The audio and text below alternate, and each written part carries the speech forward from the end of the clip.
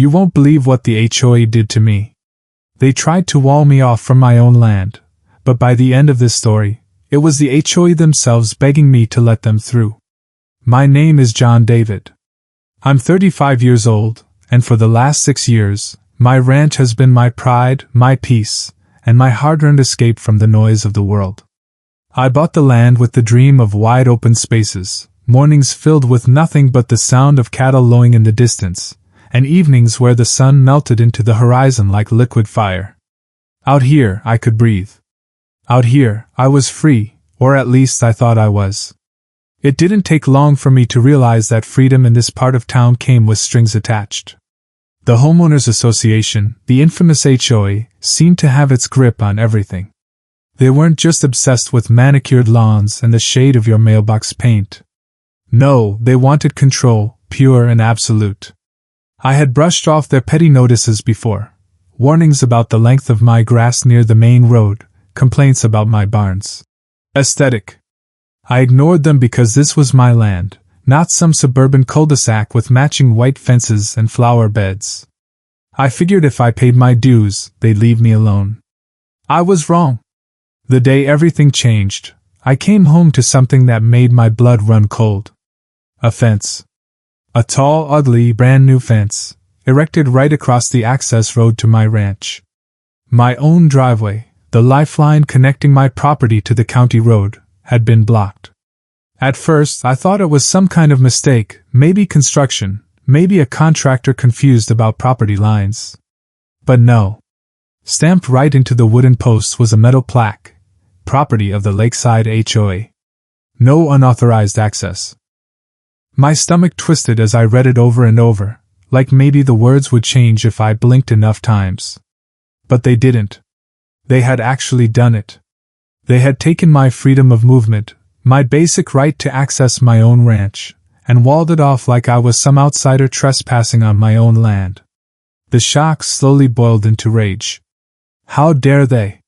Who gave them this kind of authority? My deeds, my contracts, none of them said a damn thing about shared access being under their control.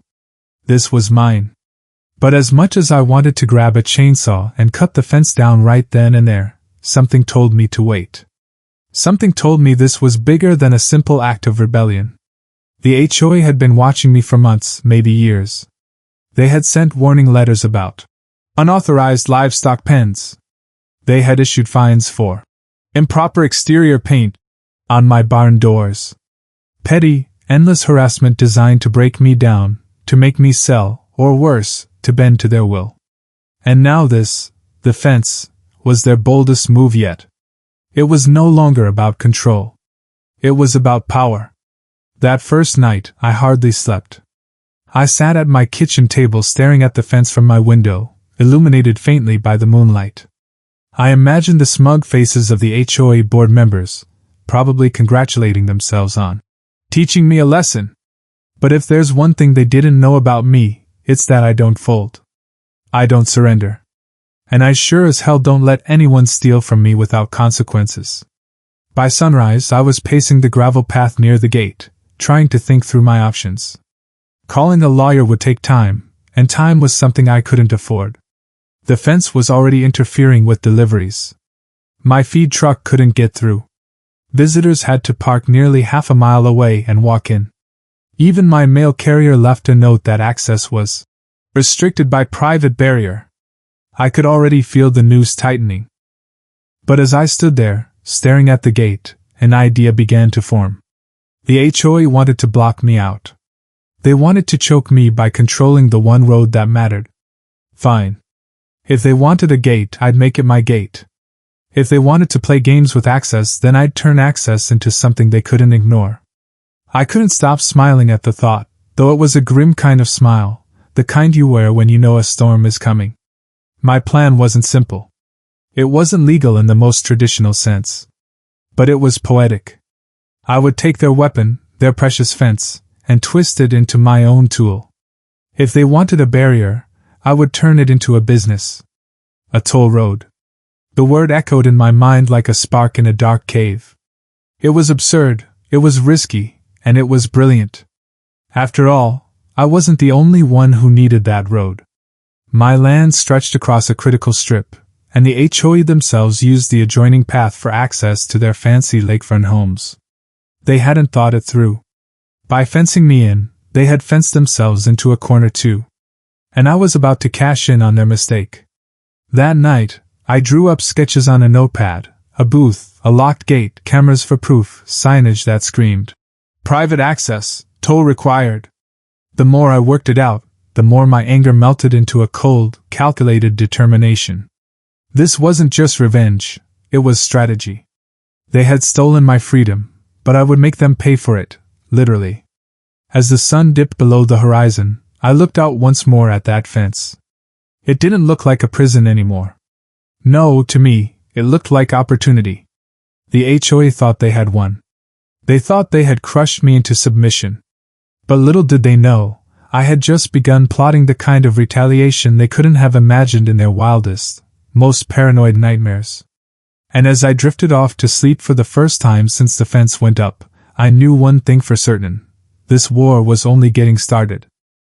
The next morning, I woke up with a fire in my chest. The fence had been their declaration of war, but the toll road was going to be my counterstrike. I could already feel the weight of their arrogance pressing down on them, even though they didn't realize it yet. They thought they had boxed me in, but in truth, they had given me the perfect stage to flip the script. My first step was research. I spent hours poring over county maps, property lines, and old records. What I found made me smirk like a man holding the winning hand in a poker game. The road they fenced wasn't legally theirs. It wasn't even fully mine. It was an easement, a shared access point that technically granted usage to adjoining landowners. But here was the kicker: the actual land beneath that road was mine. They could use it, sure, but they couldn't own it. And because it was mine, I could regulate access however I saw fit. By fencing me off, they had unintentionally admitted that this stretch was under my control. And now, that control had a price tag. I started small. I ordered a heavy-duty steel gate online, the kind used for farms and private driveways. While I waited for delivery, I scavenged lumber from my barn to build a makeshift booth. It didn't need to be pretty, just sturdy enough to look official. I painted a sign in bold red letters: "Private road, toll required, and no exceptions." Setting it up felt like breathing again, like reclaiming something that had been stolen from me. Each nail I drove into the booth, each brushstroke on the sign, was an act of defiance. I could almost picture the HOA board members' faces when they saw it for the first time. Their smug little empire was about to pay a toll just to keep functioning. And soon enough, the day came. The first car to approach the gate wasn't mine. It was a sleek black SUV, windows tinted, polished to a shine. I knew instantly it belonged to one of the board members.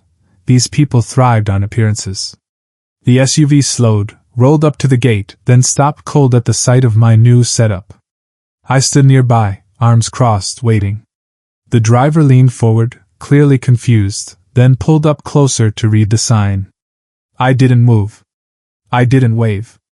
I didn't offer an explanation. I just let them stew in it. After a long pause, the SUV reversed, turned awkwardly on the gravel, and sped off the way it had come. That night, my phone blew up with calls I didn't answer. Then came the emails, the official letters, the threats of fines and legal action. They accused me of extortion, of illegally restricting common access. But every word they threw at me only made me more certain I had struck a nerve. They were panicking, because without that road, their world unraveled. You see, the HOA wasn't just a club of power-hungry neighbors.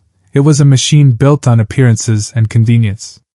Their lakefront homes were marketed as exclusive, but exclusive only worked if guests, contractors, and service vehicles could reach them easily. With my toll booth in place, every landscaper, plumber, and delivery truck would hit my gate first. And unless they paid, they weren't getting through. The next few days were chaos. Some residents tried to argue, shouting from their cars when they reached the gate. Others grudgingly paid the small fee I set, $10 a vehicle, to avoid confrontation. Every time a crisp bill hit my collection box, I felt a satisfaction I couldn't put into words. It wasn't about the money, not really. It was about proving I couldn't be controlled. But then came the real storm. The HOA called an emergency meeting. I wasn't invited, of course, but word travels fast in a small community. By the following morning, a certified letter was taped to my gate, demanding I cease and desist all toll operations immediately. It cited bylaws, threatened lawsuits, and warned of escalating fines. I read it carefully, every line dripping with desperation. Instead of tearing it down, I framed it and hung it in my booth. To me, it wasn't a threat. It was a trophy. Proof that I had rattled them so badly they were scrambling for control. Still, I knew better than to underestimate them. The HOA had lawyers, connections, and plenty of money to burn. I had to be smarter, faster, and a step ahead. So I doubled down. I installed a security camera above the gate, wired to a backup battery so they couldn't just cut the power. I reinforced the booth, added a lockbox for cash, and printed receipts. If they wanted to claim I was being unlawful, I was going to run this like a business, organized, documented, and airtight. For a brief, shining week, it felt like I had won. The HOA fumed, the residents grumbled, but the tolls kept coming in. My ranch was no longer a target of harassment. It was the choke point that dictated the rhythm of their daily lives. Every honk of a frustrated driver at my gate sounded like applause in my ears. But victories like these never last long. On the 8th day of my toll operation, I woke to the sound of engines. Not just one or two, but several. When I stepped outside, my blood ran cold. There, lined up along the county road, were 3 pickup trucks, each packed with men unloading tools, saws, and chains.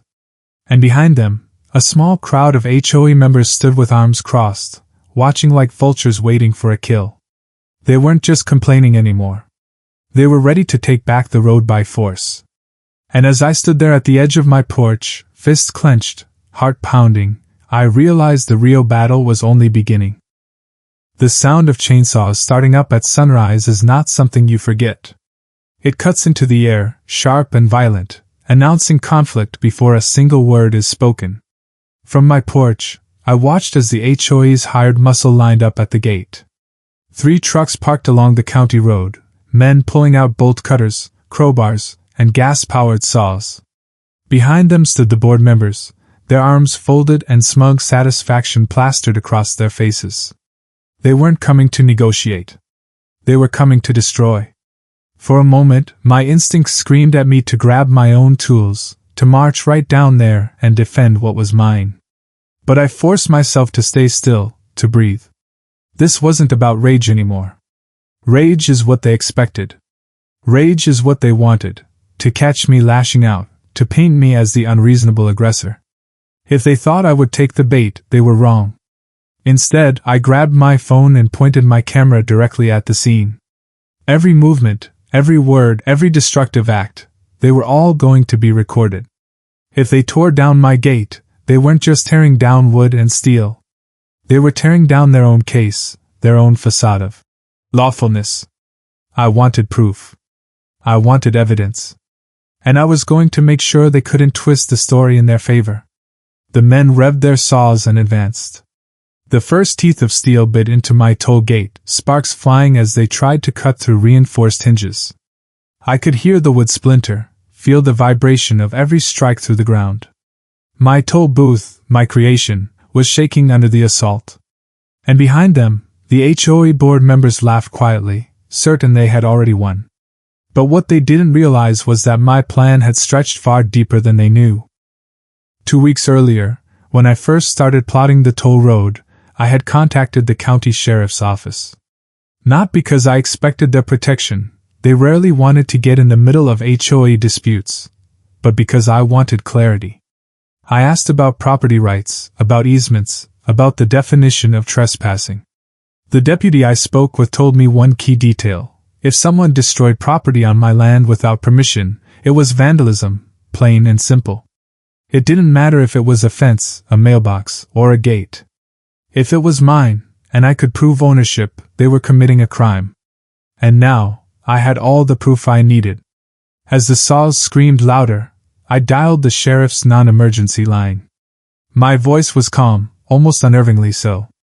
I explained that a group of individuals, led by the HOA board, was currently trespassing on my property and actively destroying my gate. I gave them my address, explained I had video evidence, and hung up. Minutes felt like hours. My booth collapsed under the weight of their attack, the sign I had painted falling into the dirt with a dull thud. One of the men dragged it aside like it was garbage. The steel gate screeched as the hinges gave way, finally swinging loose. And in that moment, I felt a surge of anger so strong it nearly overwhelmed me. But I held it in.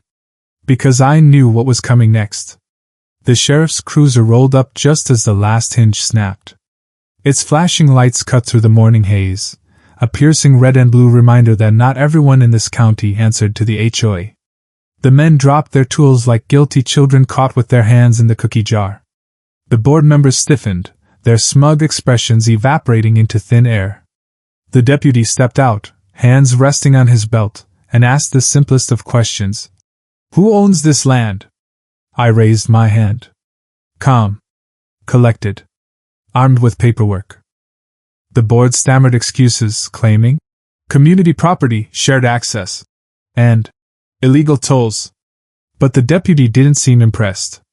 He asked to see proof, so I pulled out the deed, the survey maps, and copies of the easement agreements I had prepared days earlier. It was all there, clear as daylight. The land beneath the road was mine, and the HOA had no authority to destroy anything on it. The deputy turned to the board, his voice flat. "So you destroyed this man's property on his land? On camera?" Silence. For the first time since this war began, I saw fear flicker across their eyes. Not the kind of fear that comes from physical danger, but the kind that comes from realizing you may have just made a mistake with real consequences. The kind of mistake that lawyers can't spin and fines can't cover. The deputy issued warnings on the spot, telling the hired men to pack up their tools and leave immediately. He explained that any further action like this could lead to arrests, criminal charges, and civil lawsuits. I could feel the heat of their humiliation burning in the air as they retreated, muttering under their breaths, but powerless to resist. When the dust finally settled, my gate lay in ruins. My booth was shattered. My sign was broken. But I wasn't broken. Because I had something far more powerful than wood and steel. I had evidence. I had the law on my side. And I had a community watching, neighbors, contractors, delivery drivers, who had all witnessed the HOA cross a line they couldn't uncross. That night, as I sat at my kitchen table reviewing the footage from my camera, I felt something shift inside me. This wasn't just about me anymore. This wasn't just about tolls, fences, or even property rights. This was about exposing them, showing the world the rot that hid behind their polished smiles and community standards. The HOA thought they had silenced me by tearing down my gate. But in truth, they had handed me the perfect weapon, undeniable proof of their abuse of power. And as I stared at the shattered remains of my toll road outside my window, a new plan began to take shape, one that would turn their arrogance into their downfall. Because if they thought the toll road was the end of the fight, they were about to learn it was only the beginning. The morning after the standoff, I walked out to the wreckage of my toll gate. The booth was splintered, the gate twisted, the sign snapped in two like a broken bone. For anyone else, it might have felt like defeat. But for me, standing there with the crisp air filling my lungs, it felt like a beginning. They thought they had silenced me by tearing it all down. In reality, they had handed me their heads on a silver platter. I had footage. I had the sheriff's report. I had proof that they had trespassed, vandalized, and humiliated themselves in broad daylight. The HOA had always thrived on secrecy, on quiet threats slipped into mailboxes, on whispered rules no one dared to challenge. But now I had their corruption captured, ready to expose. So, I began my counterattack. First, I compiled everything, the video of the hired men destroying my property, the deputy's warnings, the paperwork proving my ownership of the land beneath the road. I uploaded it all onto a secure hard drive and backed it up twice, just in case they tried to pull something drastic. Then I drafted letters, not the kind they sent me, filled with threats and fines, but letters laced with facts, with evidence, with truth. Each envelope was addressed to every resident in the community. When I dropped them into the mail, I felt a surge of satisfaction. For once, the board's carefully crafted image of authority would crumble under the weight of their own actions. The residents who once whispered behind closed doors about the HOA's tyranny would now see it in black and white, undeniable and raw. But I didn't stop there. I reached out to local news. I knew HOA horror stories made great headlines. People loved tales of neighborhood tyrants abusing their power. I sent them the video, along with a detailed explanation of how the HOA had tried to choke me out, only to commit vandalism on camera. Within days, I got a call back from a reporter who wanted to run the story. The board must have felt the ground shifting under their feet because soon enough, they sent me a formal offer, in writing. They wanted to settle quietly. They proposed repairing the gate, reimbursing me for damages, and revisiting the toll road situation if I agreed not to pursue further action. Reading the letter, I laughed out loud. They still thought they could buy me off with hush money. They didn't understand. This wasn't about a broken gate anymore. This was about justice. So, I ignored their offer. The news broke the following week. The headline read, "Local HOA accused of vandalizing homeowners' property amid toll road dispute." My phone lit up with messages from neighbors I had never spoken to, thanking me for standing up, confessing their own horror stories with the board. Some told me about outrageous fines for minor infractions, others about intimidation tactics, even threats of foreclosure over the smallest violations. My story had given them permission to speak. The HOA, on the other hand, was unraveling. Their arrogance had been their weapon, but now it was their curse. Residents showed up to the next meeting furious, waving my letters, demanding accountability. For the first time in years, the board wasn't feared, they were cornered. Still, I knew better than to underestimate desperate people. A wounded animal is the most dangerous, and the HOA wasn't going down without a fight. I could feel it in the way their letters turned colder, their language sharper, their threats more reckless. And sure enough, one night, the fight came right to my doorstep. It was past midnight when I heard the crunch of gravel outside. My dog started barking, growling low as shadows moved at the edge of the property. Grabbing a flashlight, I stepped onto the porch and swept the beam across the darkness. For a split second, I caught the glint of eyes staring back before the figure disappeared into the trees. My heart pounded as I realized what was happening. The HOA had failed in public, so now they were trying to intimidate me in the dark. I stayed on the porch for hours, listening, watching, until finally the night went still again. But the message was clear, they wanted me scared. Instead, it steeled me. The next morning, I installed motion sensor lights across my property, mounted additional cameras, and posted signs warning of surveillance. If they thought sneaking around would make me fold, they were dead wrong. If anything, it only confirmed that I was winning, that they were terrified of the truth spreading further. And it was spreading. The news story had gone viral online, shared by people across the country who relished tales of an underdog fighting back against an HOA. My inbox filled with messages from strangers cheering me on, offering advice, even sharing their own battles with power-hungry boards. I wasn't just a man defending his ranch anymore. I had become a symbol. But symbols attract enemies as well as allies. And as the pressure mounted, I knew the HOA would strike back harder, dirtier, more desperate than before. The question wasn't if. It was when.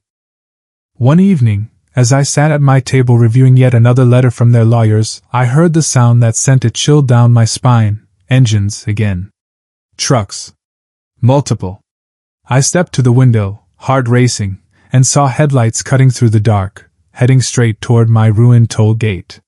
This time, they weren't coming with saws. They were coming with something else. The rumble of engines grew louder, rolling across the fields like thunder before a storm. From my window, I counted 3, maybe 4 trucks. Their headlights pierced through the night, converging on the road where my toll gate once stood. My dogs barked furiously, pacing the porch, restless with the scent of tension in the air. I stepped outside, my boots crunching against the gravel, my breath fogging in the cool darkness. This wasn't a visit, not at this hour. This was a show of force. The HOA had tried intimidation, vandalism, threats, and humiliation. Now they were coming back in the dead of night for something bigger. The truck stopped at the edge of the county road. Doors slammed. I counted half a dozen figures stepping out, their silhouettes sharp against the headlights. They carried long metal poles, heavy chains, and something else, rolls of fencing. My gut twisted. They were going to try again. Not just to block me in this time, but to erase my access entirely, rebuild the fence stronger, taller, more permanent. But what they didn't know was that I was ready for them. I'd spent the last week preparing for exactly this moment. My cameras were rolling, capturing every angle in high definition. My motion lights snapped on, flooding the driveway in a white glare that turned night into day. And I wasn't alone. Earlier that evening, after days of receiving threats and catching shadows in the trees, I had called the sheriff's office again, this time requesting patrol presence. They had brushed me off before, but with my case all over the news, they couldn't ignore me anymore. The deputy had promised to keep an eye out. And sure enough, just as the men began unloading their chains and fencing, the first flash of red and blue appeared down the county road. A patrol cruiser rolled up slowly, then another behind it. The deputies stepped out, hands resting near their belts, their voices sharp as they called out into the night. The HOA's hired men froze. The board members, who had been lingering behind them like puppeteers pulling strings, suddenly looked pale under the harsh lights.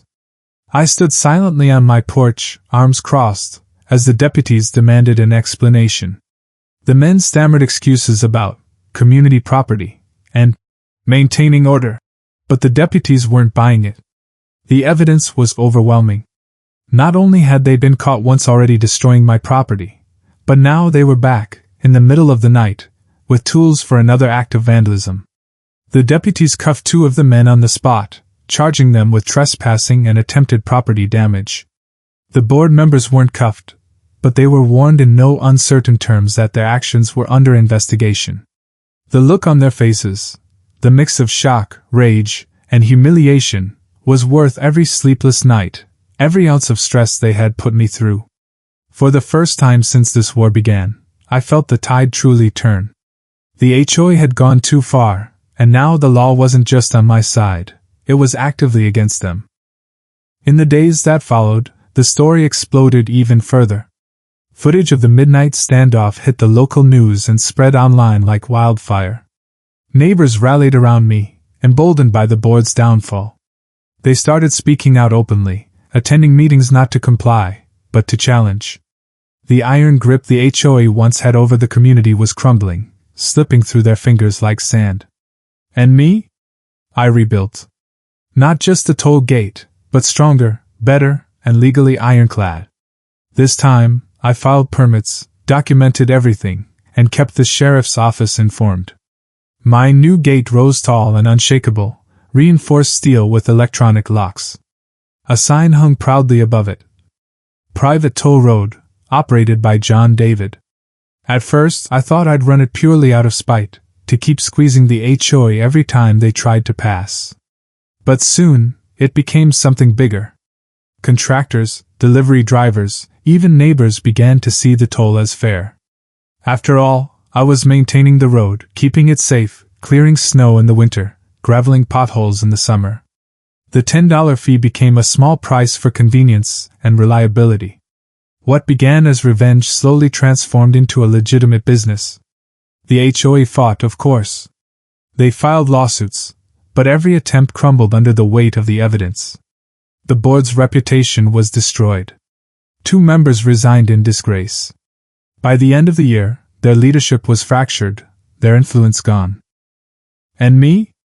I stood exactly where I wanted to be, free, independent, and stronger than before. The ranch was mine, the road was mine, and my life was no longer at the mercy of petty tyrants hiding behind HOA bylaws. Sometimes, I walk out to that gate at dusk, when the sun bleeds across the horizon and the fields glow gold. I run my hand across the steel and remember the battle it took to stand here. The late nights, the threats, the fear, the anger. But also the triumph, the justice, the victory carved out of stubborn willpower. The HOA tried to bury me under fences and rules, but all they did was hand me the tools to rise higher than they ever imagined. They wanted to block me off. Instead, I turned their barrier into my gateway, to freedom, to profit, and to justice. And now, every time a car stops at my gate, pays the toll, and drives through, I smile. Because I know one thing they'll never forget. They tried to fence me in. But I turned their fence into a fortune.